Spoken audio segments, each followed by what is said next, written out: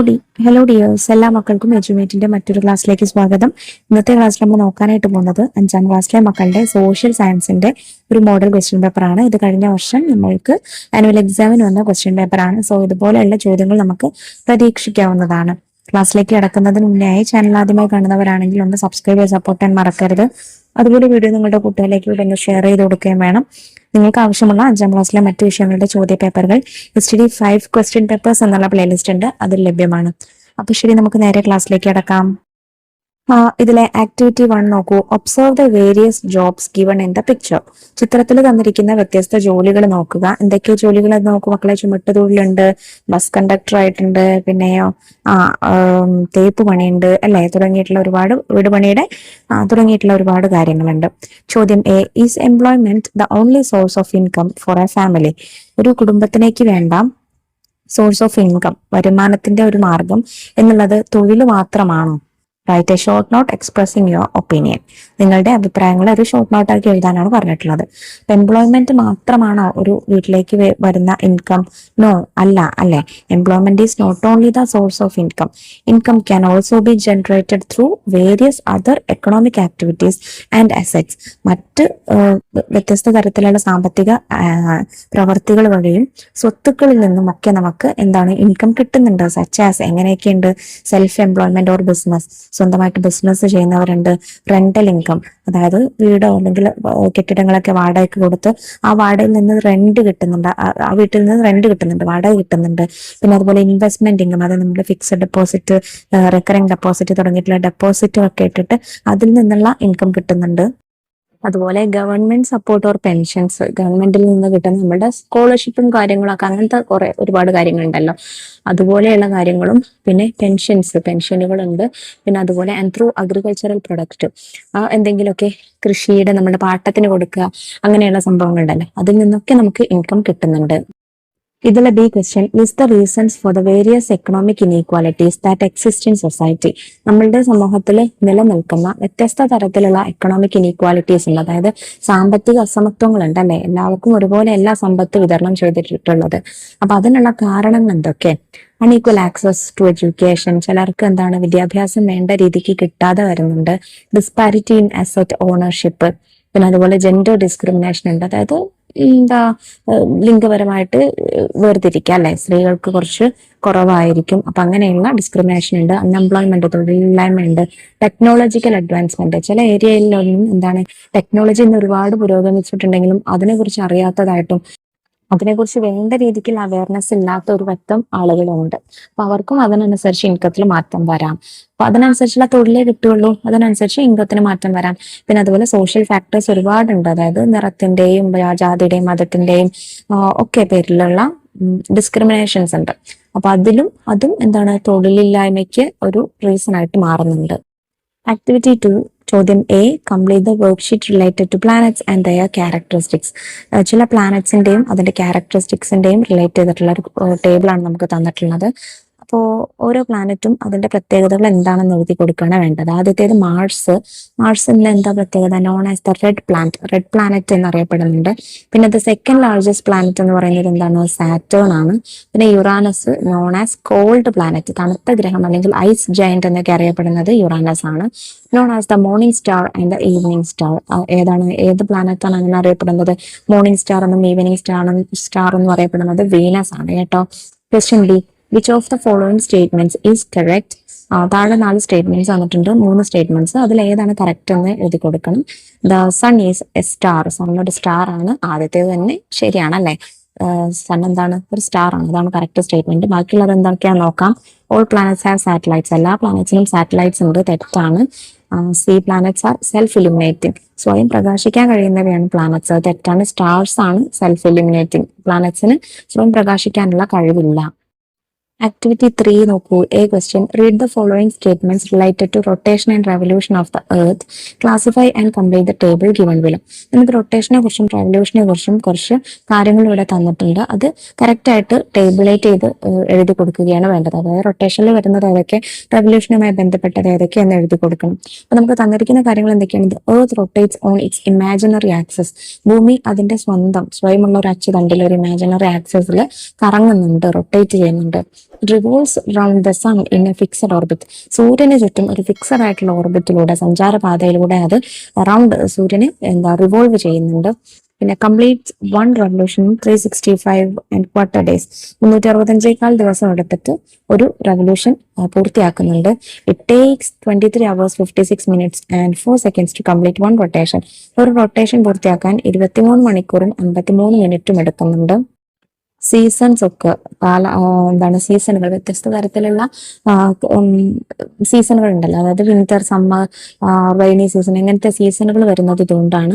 The sun appears to rise in the east and set in the west. സൂര്യന് ഈസ്റ്റിൽ ഉദിക്കുകയും വെസ്റ്റിൽ അസ്തമിക്കുകയും ചെയ്യുന്നത് ഇതുകൊണ്ടാണ്. അപ്പൊ ചില കാര്യങ്ങളൊക്കെ അതിൽ തന്നെ നമുക്ക് തന്നിട്ടുണ്ട്, റൊട്ടേഷൻ കൊണ്ടാണ്, റെവല്യൂഷൻ കൊണ്ടാണ് എന്ന്. അപ്പൊ അത് നിങ്ങൾക്ക് കറക്റ്റ് ആയിട്ടും മിസ്റ്റേക്ക് വരാതെ അതിൽ നിന്ന് തന്നെ എഴുതി കൊടുക്കാവുന്നതാണ്. നമുക്ക് കറക്റ്റ് ആയിട്ട് എങ്ങനെയാണ് വരുന്നതെന്ന് നോക്കാം. ഫസ്റ്റ് റൊട്ടേഷനിൽ വരുന്നത് the earth rotates on its imaginary axis. It takes 23 hours 56 minutes and 4 seconds to complete one rotation.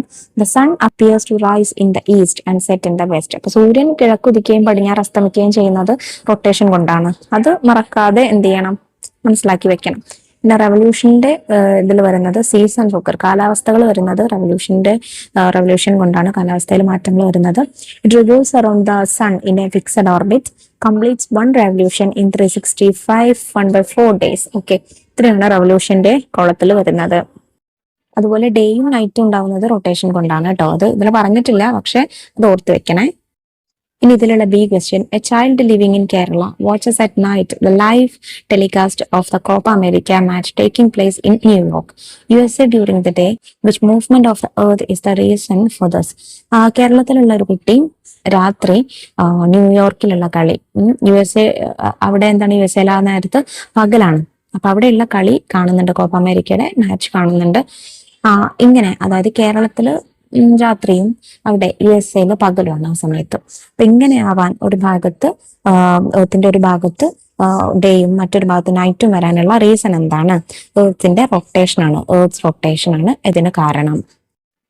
Activity 4 law is the accepted set of rules and regulations laid down for the existence and smooth functioning of society. ഒരു സൊസൈറ്റിയുടെ സമൂഹത്തിന്റെ smooth ആയിട്ടുള്ള ഫംഗ്ഷനിങ്ങിനും അതിന്റെ നിലനിൽപ്പിനും വേണ്ടിയിട്ട് നമ്മൾ കൊണ്ടുവരുന്ന ഒരുപാട് ആളുകൾ അക്സെപ്റ്റ് ചെയ്യപ്പെട്ടിട്ടുള്ള റൂൾസും റെഗുലേഷൻസും ആണ് ലോ എന്നതുകൊണ്ട് ഉദ്ദേശിക്കുന്നത്. ക്വസ്റ്റ്യനെ complete the diagram related to laws. ലോവുമായിട്ട് ബന്ധപ്പെട്ട ഈ ഡയഗ്രാം പൂർത്തിയാക്കണം. നോക്കൂ, ആദ്യത്തേത് അൺറിട്ടൺ ലോസ്, പിന്നെ laws formulated by legislative body. അപ്പൊ അൺറിട്ടൺ ലോസിന് എക്സാമ്പിൾസ് ആണ് എന്ത് മക്കളെ? Social norms. പിന്നെ അതുപോലെ laws formulated by legislative bodies അഥവാ റിട്ടൺ ലോസ് നമുക്ക് സ്റ്റാറ്റ്യൂട്ടറി ലോസ് കൊടുക്കാം. അത് രണ്ടും ചേർന്നാണ്, സോഷ്യൽ നോംസും സ്റ്റാറ്റ്യൂട്ടറി ലോസും ചേർന്നതാണ് ലോ എന്ന് പറയുന്നത്. ഇതിലെ B question, write any 2 rules or guidelines that children must follow for the smooth functioning of the school. സ്കൂളിനെ നല്ല നിലയ്ക്ക് കൊണ്ടുപോകാൻ വേണ്ടിയിട്ട് കുട്ടികൾ പാലിക്കേണ്ട എന്തെങ്കിലും ഒരു 2 റൂളോ അല്ലെങ്കിൽ എന്തെങ്കിലും 2 ഗൈഡ് ലൈൻസോ എഴുതാനാണ് പറഞ്ഞിട്ടുള്ളത്. അപ്പൊ നിങ്ങൾക്ക് ഇഷ്ടമുള്ള രീതിക്ക് അത് എഴുതി കൊടുക്കാം. ഞാൻ എഴുതിയ 2 നോക്കൂ. പങ്ക്ച്വാലിറ്റി ആൻഡ് റെഗുലാരിറ്റി, അതായത് കുട്ടികൾ പങ്ക്ച്വൽ ആയിരിക്കണം, ഇന്ന സമയത്ത് വരണം, ഈ സമയമാകുമ്പോൾ പോകണം, ഈ ടൈം ആകുമ്പോൾ ക്ലാസ്സിൽ കയറുക തുടങ്ങിയിട്ടുള്ള കാര്യങ്ങളിലൊക്കെ പങ്ക്ച്വൽ ആയിരിക്കണം. പിന്നെ respect for others and property, school സ്റ്റാഫിനും സ്കൂൾ ടീച്ചേഴ്സിനൊക്കെ റെസ്പെക്ട് ചെയ്യുക. അതുപോലെ നമ്മളുടെ സ്കൂൾ പ്രോപ്പർട്ടീസ് ഉണ്ടല്ലോ, അതായത് ബെഞ്ച്, ഡെസ്ക്, ബുക്സ്, കാര്യങ്ങൾ, ലൈബ്രറിയിലുള്ള ബുക്സ്, കാര്യങ്ങൾ, അങ്ങനെയുള്ള കാര്യങ്ങളൊക്കെ കൃത്യമായിട്ട് നല്ലതുപോലെ റെസ്പെക്ട് ചെയ്യുക. അതിനെ റെസ്പെക്ട് ചെയ്യുക എന്ന് പറഞ്ഞാൽ അത് നശിപ്പിക്കാതിരിക്കുക. ഓക്കെ, അതും നിങ്ങൾക്ക് എഴുതാം. ഇതിലെ question, which law is related to children's right? കുട്ടികളുടെ അവകാശവുമായി ബന്ധപ്പെട്ട ഇതിലെ ലോ ഏതാണ്? Child rights act, traffic laws, right to information act, wetland conservation act. ഇതിൽ തന്നെ കൊടുത്തിട്ടുണ്ട് ചൈൽഡ് റൈറ്റ്സ് ആക്ട് ആണ് കുട്ടികളുടെ റൈറ്റ്സുമായിട്ട് ബന്ധപ്പെട്ട law. Activity 5, food is the basic right of every human being. എല്ലാ മനുഷ്യരുടെയും ഏറ്റവും ബേസിക് ആയിട്ടുള്ള ഒരു അവകാശമാണ് ഫുഡ് എന്ന് പറയുന്നത്. There R thousands of people in many parts of the world who do not get a single meal to sustain life. എന്നാൽ നമ്മളുടെ വേൾഡിൽ മുഴുവനും, അതായത് നമ്മളുടെ ലോകത്തൊക്കെ ആയിരക്കണക്കിന് ആളുകൾ ഒരു നേരത്തെ ഭക്ഷണം പോലും കിട്ടാൻ വകയില്ലാത്തവരായിട്ട് ഉണ്ട്. ക്വസ്റ്റ്യനെ, which day is observed as world food day? World food day ആയിട്ട് ആചരിക്കുന്ന ദിവസം ഏതാണ്? October 16, September 16, June 12, May 28. October 16 ആണ് കേട്ടോ. Question B, write a note on the reasons for poverty and starvation. ദാരിദ്ര്യത്തിനും പട്ടിണിക്കും കാരണമായിട്ടുള്ള എന്തെങ്കിലും റീസൺസ് ഏതൊക്കെയെന്ന് എഴുതാമെന്ന് പറഞ്ഞിട്ടുള്ളത്. ഒരുപാട് റീസൺസ് ഉണ്ട്. ഒന്ന് എക്കണോമിക് ഇനീക്വാലിറ്റി, സാമ്പത്തികമായിട്ടുള്ള അസമത്വം, അൺഎംപ്ലോയ്മെന്റ് തൊഴിലില്ലായ്മ, പിന്നെ climate change and natural disasters കാലാവസ്ഥാ മാറ്റങ്ങളും, പിന്നെ അതുപോലെ പ്രകൃതി ദുരന്തങ്ങൾ. ഇപ്പോൾ നമ്മുടെ ഫ്ലഡ് പോലെയുള്ള കാര്യങ്ങളൊക്കെ വരുമ്പോൾ അവിടെ എന്താണ് ഭക്ഷണം ആവശ്യമുള്ള രീതിയിൽ കിട്ടാനില്ലാത്ത അല്ലെങ്കിൽ അതിന്റെ റിസോഴ്സസ് ഇല്ലാത്തൊരവസ്ഥ വരും.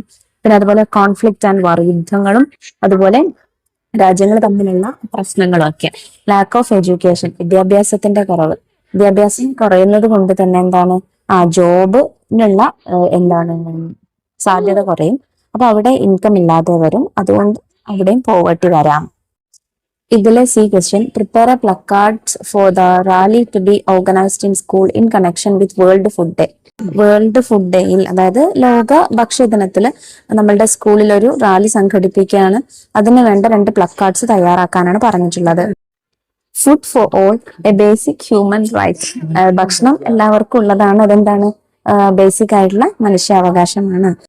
അതുപോലെ Don waste food, share the good. ഭക്ഷണം പാഴാക്കരുത്, അതെന്താണ് എല്ലാവർക്കും പങ്കുവെക്കുക, നല്ലത് പങ്കുവെക്കുക എന്നുള്ള ഒരു സന്ദേശവും കൊടുക്കാം. Activity 6, question A, which of the following statement about a river is correct. പുഴയെ കുറിച്ചുള്ള ഒരു സ്റ്റേറ്റ്മെന്റ് അല്ലെങ്കിൽ നദിയെ കുറിച്ചുള്ള സ്റ്റേറ്റ്മെന്റ്സ് താഴെ തന്നിട്ടുണ്ട്. അതിൽ ശരിയായത് ഏത് എന്നാണ് ചോദ്യം. A, most of the rivers in Kerala flow from west to east. കേരളത്തിലെ അധിക റിവേഴ്സും പടിഞ്ഞാറ് നിന്ന് കിഴക്കോട്ടേക്കാണ് ഒഴുകുന്നത്. അത് തെറ്റാണ്, ഈസ്റ്റ് ടു വെസ്റ്റ് ആണ്. B, rivers in Kerala originates from the highlands. ഹൈലാൻഡ്സിൽ നിന്നാണ്, അല്ലെങ്കിൽ ഹില്ലി ഏരിയാസ് ഉണ്ടല്ലോ, അതായത് നമ്മളുടെ മലനാടുണ്ടല്ലോ, ആ പ്രദേശത്ത് നിന്നാണ് അധിക പുഴകളും ഒറിജിനേറ്റ് ചെയ്യുന്നത്. അത് ശരിയായിട്ടുള്ള സ്റ്റേറ്റ്മെന്റ് ആണ്. സോ അതാണ് കറക്റ്റ് സ്റ്റേറ്റ്മെന്റ്. അതുപോലെ C, most of the rivers in Kerala flow into the bay of Bengal. Bay of ബംഗാളിലേക്കാണ് അധിക റിവേഴ്സും, കേരളത്തിൽ അധിക റിവേഴ്സും ഒഴുകുന്നത്. അത് തെറ്റാണ്. Most of the rivers flows into Arabian sea എന്നാണ് നമ്മൾ പഠിച്ചിട്ടുള്ളത്. അറബിക്കടലിലേക്കാണ് ഒഴുകുന്നത്. D, rivers in Kerala flow abundantly throughout the year. വർഷം മുഴുവനും പുഴകൾ എന്താണ് സമൃദ്ധമായിട്ട് ഒഴുകുന്നുണ്ടെന്നാണ് പറയുന്നത്. അത് തെറ്റാണ് അല്ലെ. നമുക്ക് സമ്മർ സീസൺ ആകുമ്പോൾ പുഴകളിലെ എന്താണ് ഫ്ലോ കുറയാറുണ്ട്. ക്വസ്റ്റ്യൻ ബി, അപ്പൊ ഇതിൽ കറക്റ്റ് സ്റ്റേറ്റ്മെന്റ് കിട്ടിയല്ലോ മക്കളെ. ഇതിലെ question B, government schemes to protect water resources and ensure fresh water supply are given below, arrange them suitably. Government സ്കീംസും നമ്മളുടെ റിവേഴ്സും ഫ്രഷ് വാട്ടർ ബോഡീസും ഒക്കെ പ്രൊട്ടക്ട് ചെയ്യുന്നതിന്റെ ആവശ്യകതയിലുള്ള എന്താണ് ഓരോ പദ്ധതികളും അത് ഗവൺമെന്റ് ആരാണ് അത് എന്താണ് പറയാ ഇംപ്ലിമെന്റ് ചെയ്തത് എന്നുള്ള ഒരു ടേബിളാണ് താഴെ തന്നിട്ടുള്ളത്. അത് കറക്റ്റ് ആയിട്ട് മാച്ച് ചെയ്ത് കൊടുക്കണം. ഇപ്പൊ നമുക്ക് തന്നിട്ടുള്ള ആദ്യത്തെ പദ്ധതികൾ ഏതൊക്കെയാണ്? ഇനി ഞാൻ ഒഴുകട്ടെ, തെളിനീരൊഴുകും നവകേരളം, ജൽ ജീവൻ മിഷൻ. പിന്നെ ബി കോളത്തിലുള്ളത് central government, Haritha Kerala mission, department of local self government. ഇതെങ്ങനെയാണ് കറക്റ്റായി വരുന്നത്? ഇനി ഞാൻ ഒഴുകട്ടെ എന്നുള്ള പദ്ധതി കൊണ്ടുവന്നത് ഹരിത കേരള മിഷനാണ്. തെളിനീരൊഴുകും നവകേരളം പദ്ധതി department of local self government ആണ്. Jal Jeevan mission central government ആണ്. Question C, write a method to prevent pollution of water resources. Water റിസോഴ്സസിന്റെ പൊല്യൂഷൻ പ്രിവെന്റ് ചെയ്യാൻ, തടയാൻ വേണ്ടിയിട്ട്, പൊല്യൂഷൻ ഇല്ലാതാക്കാൻ വേണ്ടിയിട്ട് നമുക്ക് ചെയ്യാൻ പറ്റുന്ന 2 മെത്തേഡ്സ് എഴുതണം. അഫോറസ്റ്റേഷൻ, മരങ്ങൾ വെച്ച് പിടിപ്പിക്കുക. അവോയ്ഡിങ് പ്ലാസ്റ്റിക്കുകൾ ഒഴിവാക്കുക. ഓർഗാനിക് ഫാമിംഗ്, ജൈവ കൃഷി രീതികൾ, അതായത് ഫെർട്ടിലൈസേഴ്സും രാസവളങ്ങളും ഒന്നും ഇല്ലാതെയുള്ള കൃഷി രീതികൾ. Activity 7, a safe and secure childhood is the right of every child. എല്ലാ കുട്ടികളുടെയും അവകാശമാണ് എന്ത്? സുരക്ഷിതത്വത്തോടും അതുപോലെ സംരക്ഷണത്തോടും കൂടിയിട്ടൊക്കെയുള്ള അവരുടെ ബാല്യകാലം, ചൈൽഡ്ഹുഡ് എന്ന് പറയുന്നത്. There are several laws and systems in place to protect child rights.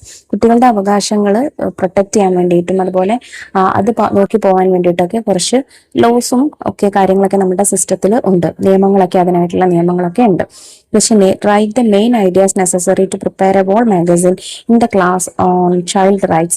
കുട്ടികളുടെ അവകാശങ്ങളുമായി ബന്ധപ്പെട്ടിട്ട് നിങ്ങൾക്ക് നിങ്ങളുടെ ക്ലാസ്സിൽ ഒരു വോൾ മാഗസിന് പ്രിപ്പയർ ചെയ്യണം. അതിന് വേണ്ട എന്തെങ്കിലും കുറച്ച് ഐഡിയാസ് എഴുതണം. ഇപ്പൊ റൈറ്റ് ടു സർവൈവൽ, അതായത് അതിജീവനത്തിനായിട്ടുള്ള അവകാശമുണ്ട്. റൈറ്റ് ടു പ്രൊട്ടക്ഷൻ, അതുപോലെ റൈറ്റ് ടു ഡെവലപ്മെന്റ്, കുട്ടികൾക്ക് എഡ്യൂക്കേഷൻ വേണ്ട രീതിയിൽ കിട്ടി ഡെവലപ്മെന്റൽ ആയിട്ടുള്ള പ്രോസസ്സിങ് നടക്കാനുള്ള അവകാശമുണ്ട്. റൈറ്റ് ടു പാർട്ടിസിപ്പേഷൻ, എല്ലാ കാര്യത്തിലും അവർക്ക് പാർട്ടിസിപ്പേറ്റ് ചെയ്യാനുള്ള റൈറ്റ് ഉണ്ട്. ഈ ഐഡിയാസ് ഒക്കെ നിങ്ങൾക്ക് ആ മാഗസിനിൽ ഇൻക്ലൂഡ് ചെയ്യാം. Question B, which day is observed as anti child labour day. Anti child labour day, അതായത് ബാലവേല വിരുദ്ധ ദിനമായിട്ട് ആചരിക്കുന്നത് എന്നാണ്? November 20, November 14, June 12, September 5. June 12 ആണ് കറക്റ്റ് ആയിട്ടുള്ള ആൻസർ. അപ്പോൾ ഇത്രയും കാര്യങ്ങളാട്ടോ നമ്മൾ ഈ ചോദ്യപേപ്പറിൽ ഡിസ്കസ് ചെയ്യുന്നത്. 5ാം ക്ലാസ്സിലെ കൂടുതൽ ക്വസ്റ്റ്യൻ പേപ്പേഴ്സിന് വേണ്ടി നമ്മുടെ ചാനൽ ഒന്ന് സബ്സ്ക്രൈബ് ചെയ്ത് വയ്ക്കുക. അതുപോലെ ഇന്നത്തെ ക്ലാസ്സിനെ കുറിച്ചുള്ള അഭിപ്രായങ്ങൾ മറക്കാതെ കമന്റ് ബോക്സിലൂടെ അറിയിക്കുകയും ചെയ്യാം. അപ്പോൾ ശരി, നമുക്ക് അടുത്ത ക്ലാസ്സിനെ വീണ്ടും കാണാം. താങ്ക്